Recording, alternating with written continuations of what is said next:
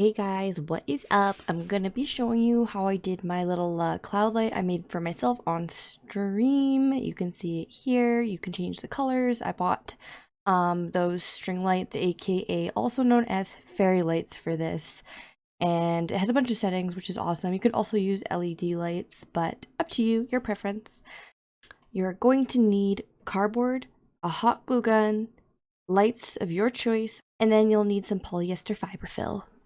So you're gonna pick a spot to put it and how big you want it on the wall. The original TikTok I saw was the entire roof. This person had done their entire roof, and mine, I applaud their patience. This is me getting my sketchy ass extension cord for my glue gun, and then we're just gonna get zooming away and gluing it all down.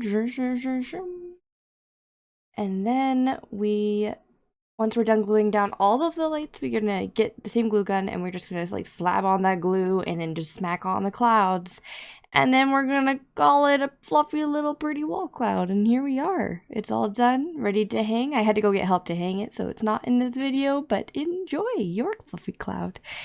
Thank you so much for watching. I hope you enjoyed. I definitely bought too much fluff. I bought 5 pounds. You do not need 5 pounds. I barely dented my freaking bag of fluff.